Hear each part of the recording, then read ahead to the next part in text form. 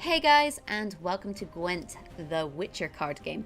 My name is Jaggerus, and today I'm revisiting one of my Northern Realms decks, the Poor Infantry Henselt Margarita deck that I like to call GFI, or Golden Fucking Infantry. And with the changes that have come in this patch, the positioning changes and some of the nerfs and buffs to different cards, this deck has become much more viable on the ranked ladder. And I've been tweaking and playing around with this deck, and I have a version that I'm really happy with that I want to show you guys. So, this is the Henselt, wherever it may be, GFI deck. And the way it kind of works is you get, a bunch of poor infantry out on a row, you make them gold, and that buffs up your reinforced siege towers and also Margarita. Now, this isn't the cheapest of decks in the world because, we do have some kind of a couple legendaries in here. Not heaps, actually. We've got Eithne, we've got King of Beggars, and we've got Decoy. You could, potentially run it without Eithne, or even King of Beggars, to be honest. They're not core cards, and then you could, maybe replace Eithne with a purple. You could place King of Beggars with a different silver, for example.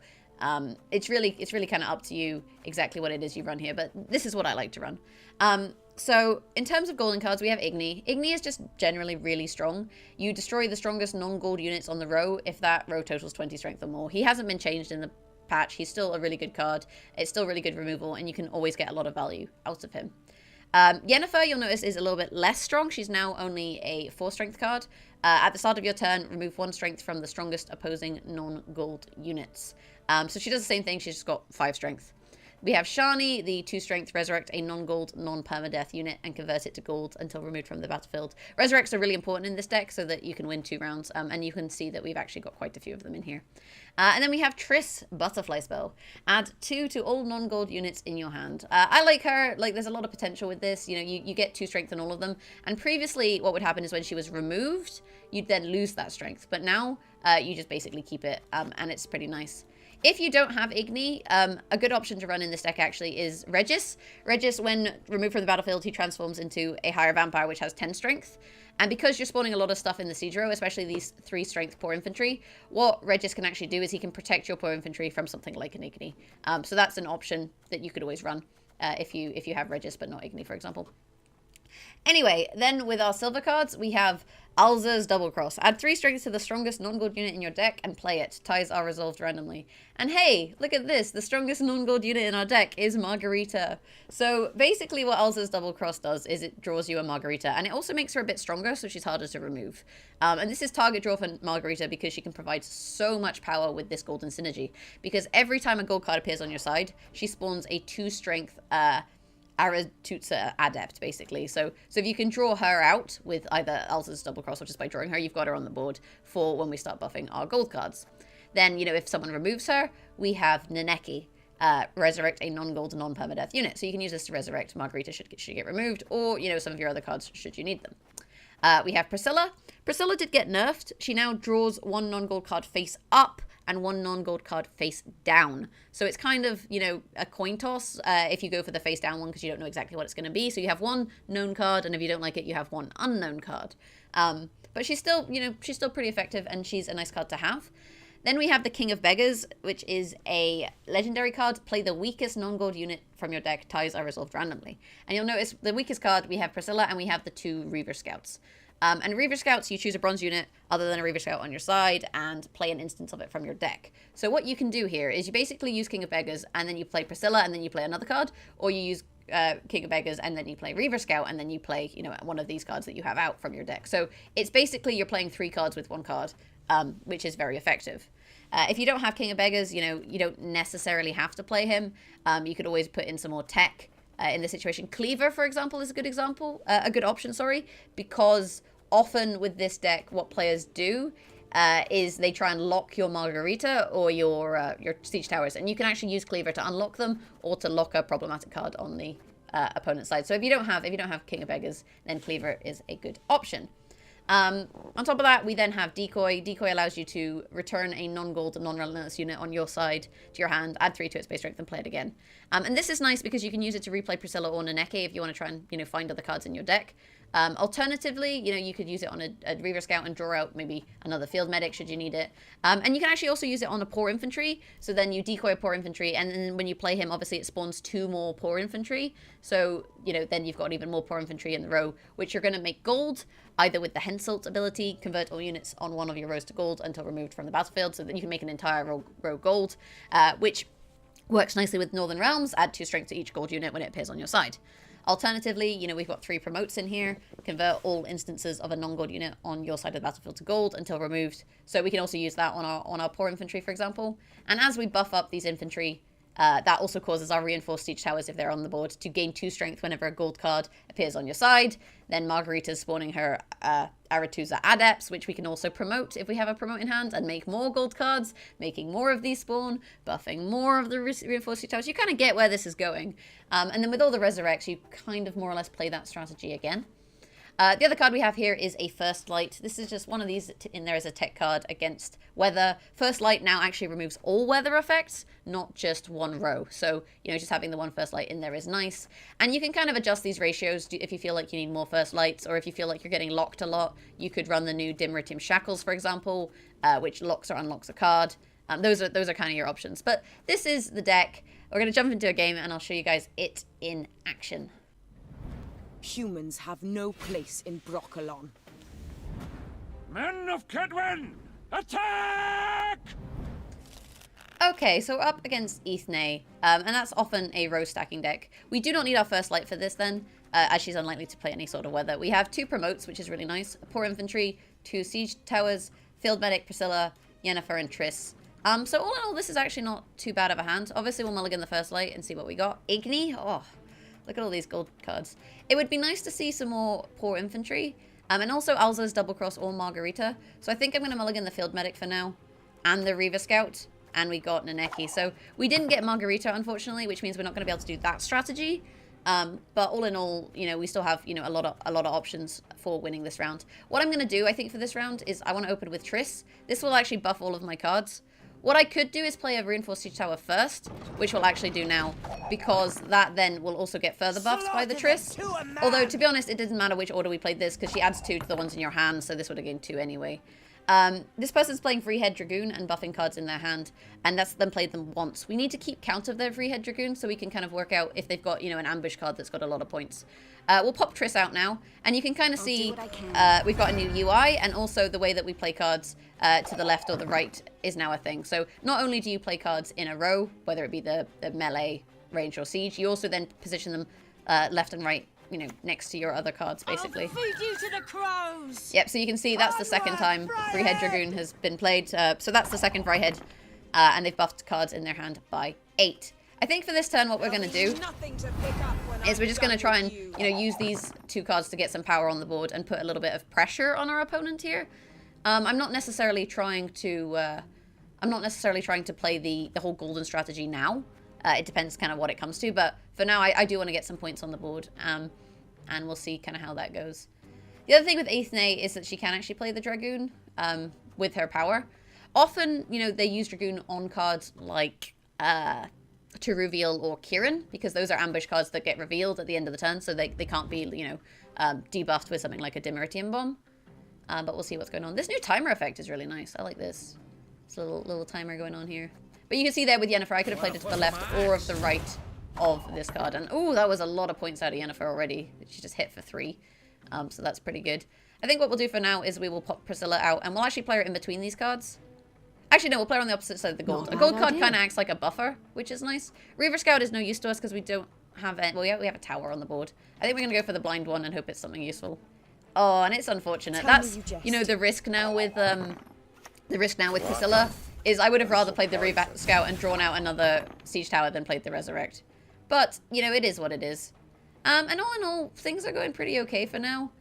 We don't need to play Naneke now. We could play our other Siege Tower, just, to get it out, because we can always resurrect it, which isn't too bad. I mean, we've got Promote, but Promote isn't really useful without a lot of units in a row. So I think for now what we'll do is we'll just play the Siege Tower. It would have been a little better earlier on because we would have had more points. But as things are, you know, we've had slightly unfortunate draw in that we didn't get the King of Beggars, we didn't get the Alza's Double Cross, we didn't get Margarita. And you can see here she is once again bouncing that card and buffing one of hers. So that's a thing. None of these rows add up to 20, so it's not really worth necessarily killing them.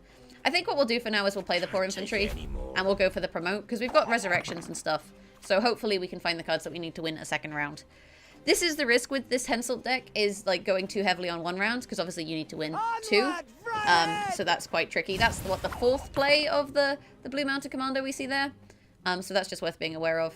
We'll pop out our promote now onto those guys, and you can see the towers getting buffed. And they've been spaced out to try and, you know, keep them as far apart from one another as possible, so that stuff like Dimmeritian Bomb doesn't really cause us too much Let's enjoy the weather trouble. while we still can. Alza's Double Cross. Oh, it's so close to 20 in one row, but it's not quite. I mean, there's nothing we really need to play now is the thing. We've got kind of what we needed from this row. We've got some options, but all in all, I don't really want to play anymore. We are 21 points ahead of her, but I know that she's got at least 20 points with her Dragoon, so she could win this round with one card. But I think she, you know, she wants to use the Dragoons as a win condition in a future round. That's often the case with this Eithne deck, or with this Dragoon deck, is they basically spend ages buffing a card, and then they use it to win a subsequent round, when your opponent least expects it, I guess. That is the kind of gist of the ambush decks. And we definitely will be revisiting those on the channel in the future. So he's not too sure what he wants to do, because he wants to win the round, but does he want to, you know, play his buffed card now? Because I think the problem for this deck is that if he plays the buff card now, he has no win condition later on. And honestly, I don't feel like we have much of a win condition in hand at the moment, because we only have the one Resurrect.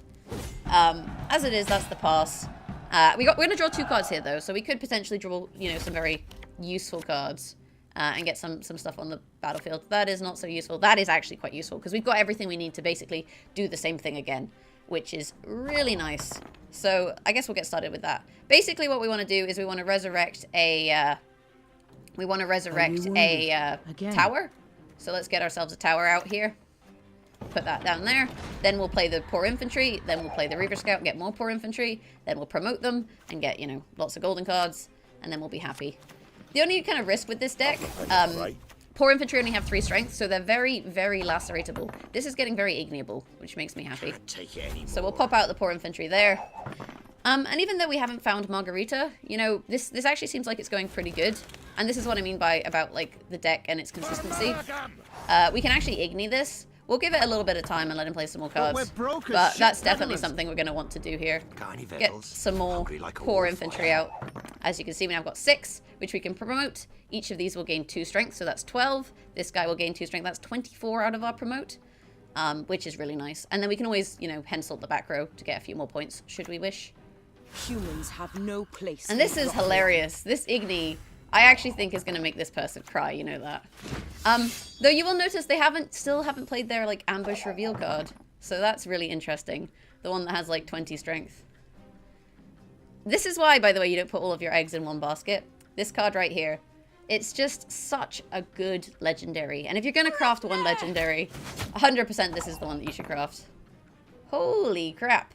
She killed my thing. That's rude. Which one of these do I kill? Now I don't know what to do. I mean, our turret is now dead. I mean, we'll remove 22 strength from her here. So, let's do that. I mean, 22 is better than 20. It's 2 more points. And we are still ahead of her now. The thing is, she has 2 more cards, and we only have Henselt, which is really only worth 2 points. The question is, what can we draw to make it super worthwhile? Because we've played all of our Poor Infantry now. We drew one with Reaver Scout. We played one previous turn.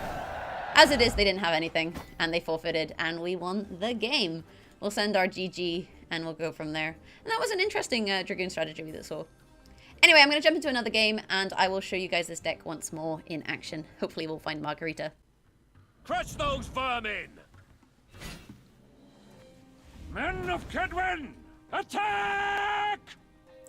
Okay, so we're up against Foltest and more Northern Realms. In terms of our hand, we've got the Alza's Double Cross, which is nice, because that means we can target draw the Margarita.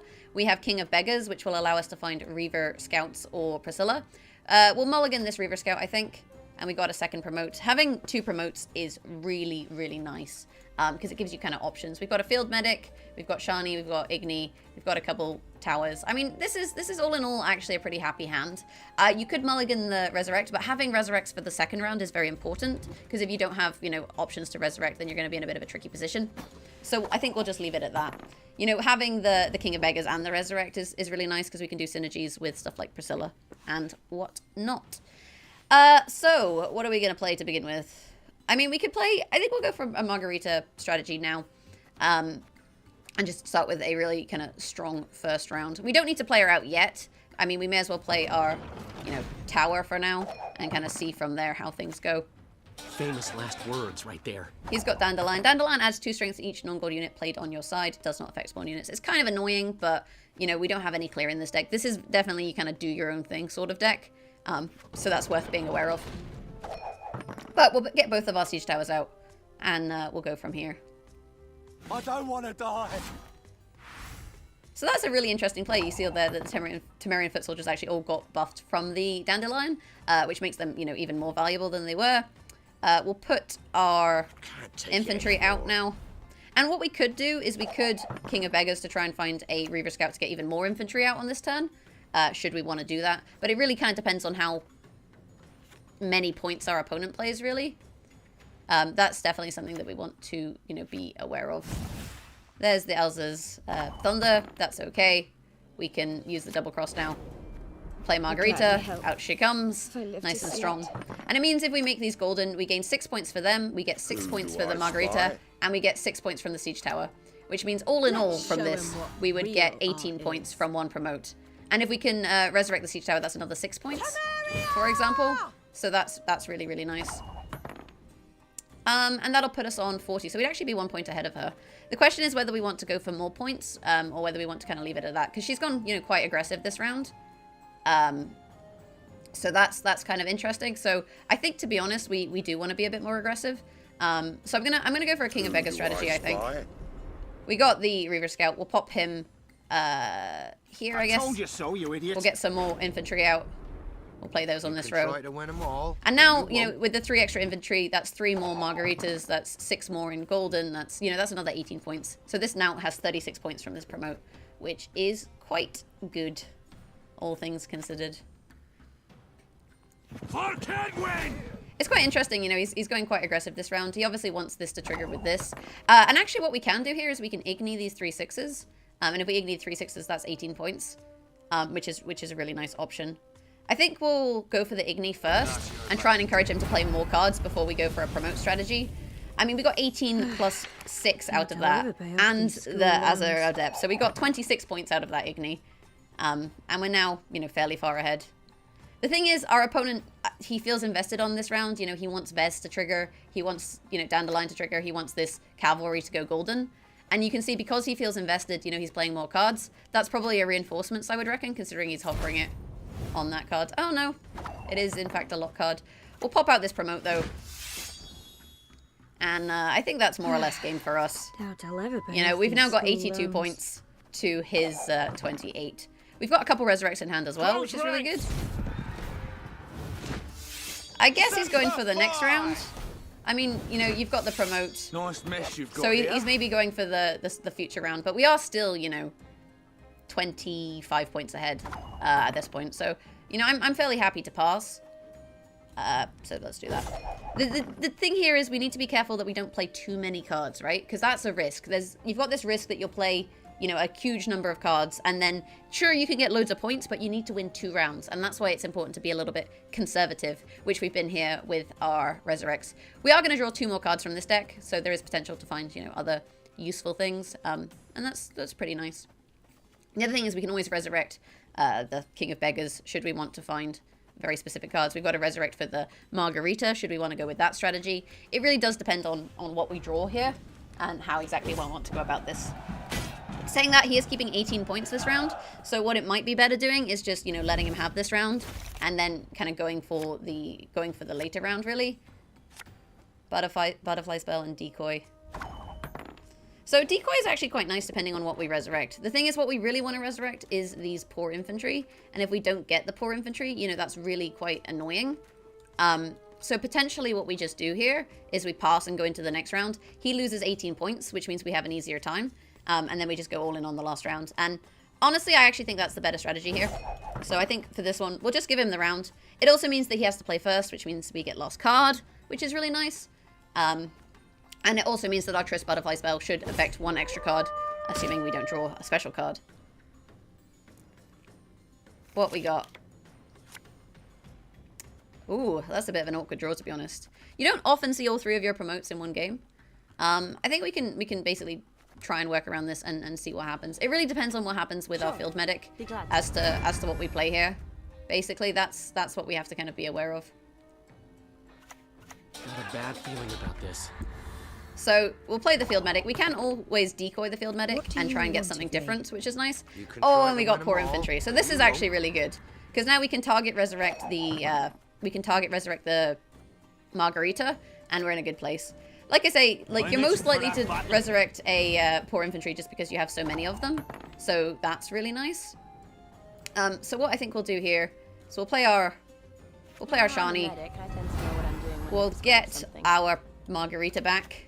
She's now golden. Pop her out here. And because she's golden, I was going to say, does she trigger her own ability? She doesn't. So you don't get an Aretusa Adept when you spawn a golden Margarita. But we can, you know, decoy the poor infantry and then get some more out. And they're protected by this this field medic. This field medic is basically protecting them from being... it's basically protecting them. I should have played my Triss. That was a bit silly, you guys. I meant to play the Triss earlier. I didn't play it. But it doesn't really matter. We didn't have a lot of cards it would buff. The only card it would have buffed is actually the field medic. So we lost out on 2 points. It's not the end of the world. So yeah, the decoy you saw there, we got an extra 2 poor infantry, which is really nice. I'm itching for that battle. And this is where things start to get a bit, I guess, crazy. We're going to use the Henselt here rather than the promote. Because what we can actually do here is we use the Henselt on this row. And there we go. And we've got six Azure to Adepts, and then we can promote the Azure to Adepts twice and get those, you know, get more Adepts basically. I don't want to so die. This is kind of, you kind of do your own thing and you let your opponent do your own thing. And as we're letting our opponent do our own thing, you know, it seems that the thing that we're currently doing seems better. So then we do that and we get, you know, 6 more Adepts. And depending on which one you click, I don't know exactly how it positions these spawned units amongst these. I think it positions them to the left of the unit that you promote, though I'm not entirely sure. That is something that's worth being aware of because of the positioning changes for this patch. Though this deck doesn't have, you know, huge positioning requirements, I would say. So all in all, it's pretty good. And each promote here is giving us 2, 4, 6, 8, 10, 12, 24 points, basically. So I don't have a lot of faith in this person. Operator. Operator's not a great card. What are you going to give me? A blue striped commando. Oh well, that's 9 points. I guess I can Triss it, and it's 11 points. I'll take it. We'll promote this one. Yeah, it seems like it squeezes in there. And you can see here we've got a lot of points. And because they're all golden, you know, they're not really targetable. We'll put Triss out as well. We maybe should have played Triss earlier, because then we would have actually had an extra Adept to promote. So there, my ordering actually was a little silly now that I think about it, because that also spawns an Adept, and then each time we did that, we could have then gotten 1 extra from the Margarita. But I think at this point, you know, we're far enough ahead that, although I misplayed a little bit, it doesn't really matter. And you can play this more or less everywhere. Anyway, these are all golden, so, you know, if you were worried about him getting targeted, it doesn't matter too much where you play him. But yeah, that's the power of the Henselt deck. With some of the changes that they've made, it just feels nice. Like D-bomb, for example, has been changed, so they can't just bomb your entire row. They can only hit 5 of the cards. It's just generally, you know, a really fun deck to play, and you can kind of see that you can get a lot of power even out of just a few cards, and that's why I really enjoy playing it. It's also really fun.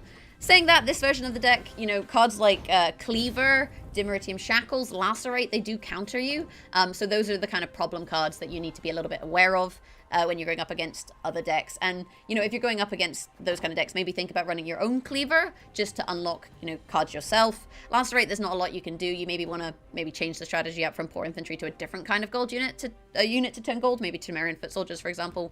But obviously, they're not as effective because you can't get as many of them out.